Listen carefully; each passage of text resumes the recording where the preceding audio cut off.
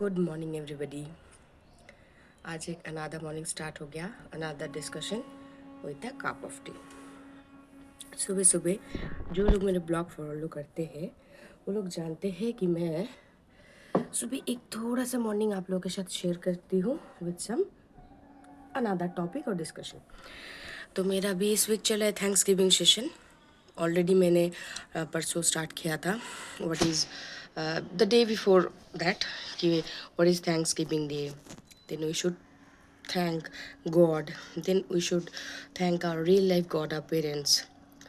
And for me, after married, after I get married, I really think that I should definitely thanks my in-laws for this support, the unconditional support. So before that ये मुझे पता है जब भी ये topic में थोड़ा सा डिस्कस करूँ इस सबको थोड़ा सा अजीब लगेगा कि क्यों। जब हमारी शादी होती है, शादी होकर हम दूसरे घर में जाते हैं तो हम क्या बोलते हैं, हम ये नहीं बोलते हैं कि तुमको और एक पेरेंट्स मिलेगा, हम बोलते हैं एक पेरेंट्स इन लॉ मिलेगा। What is the meaning of law? आइन, कानून, जज, जजमेंटल, यही ना। तो द वर्ड इट्सल्फ डिफाइन कि जब भी वो मदर से मदर इन लॉ, फादर से फादर इन लॉ, सिस्टर से सिस्टर इन लॉ होता है, तभी वो रिलेशनशिप एक जजमेंटल वे में आ जाता है, एक कंपैरिजन वे में आ जाता है। क्या एक मदर इन लॉ मदर हो सकता है? क्या एक फादर इन लॉ फादर हो सकता है?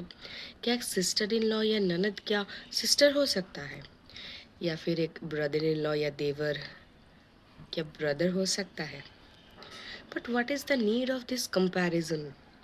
What is the need of कि दिस पैरामीटर्स, कि ये पैरामीटर्स अगर सेटिस्फाई हो जाए then a person become mother from a mother in law. Not needed ना। वो सही है, वो सही है। मैं भी तो डॉटर नहीं आती हूँ ना, मैं भी तो डॉटर इन लॉ ही आती हूँ। मैं भी तो already I have invested 25-26 years in a house when I have so many childhood memories, so many teenagers memories, so many young days memories in my home, in my personal bedroom, मेरे पापा के घर में। तो ज़रूरी नहीं है ना कि मैं भी डॉटर ही हूँ, मैं भी तो डॉटर इन लॉ ही होती हूँ। तो ज़रूरी नहीं है कि कोई भी रिलेशनशिप को दूसरे रिलेशनशिप से जज करना, एक रिलेशनशिप को दूसरे रिलेशन के साथ कंपेयर करके जजमेंटल होके उस इंसान के बारे में कोई एक परसेप्शन बनाना, वो जो है वो सही है, वो जो है वो बेस्ट है। धीरे धीरे रिलेशनशिप ग्रो होता है। जब मैं पहले आई थी, definitely I have many difference in opinion with my parents in law, because क्योंकि वो मेरे घर में भी होता था, मेरे मम्मी पापा के साथ भी मेरा होता था difference in opinion. There is a age gap, there is a difference of generation gap, so that comes. But जब मम्मी पापा के साथ होता था तो तब कोई जज नहीं करता था। जब वही difference with parents in law के साथ हो जाता है then people started judging you that there something wrong, they are not happy. Okay, don't जज, let them. Never try to uh, uh, build up any relationship. If any relationship has to be built up, then it come very organically. It very normally हो जाएगा। एक relationship अगर होना है, अच्छा होना है, हो जाएगा। मैं लगभग करीब coming year I am going to be complete 6 years of married life. यहीं घर पे आई हूँ। Everybody knows my husband is staying in another state for his professional purpose, who obviously used to follow my blogs. So, but still मैं यहीं पे हूँ, मेरे बेटे के साथ हूँ। हम लोगों में मेरे साथ मेरा मदर इन लॉ का डिफरेंस इन ओपिनियन होता है, ऊपर नीचे होता है, लेकिन but still we stay together. Means there is some certain of love, certain of respect, certain of understanding for each other, certain level of compatibility with each other, and we understand our need, our existence in each other's life, nothing else. So thank you. Thanks my in-laws for supporting me unconditionally. My delivery, my maternity was on completely, it was on the corona period. So 100% only because of them, me and my Rashu is staying so healthy and wealthy.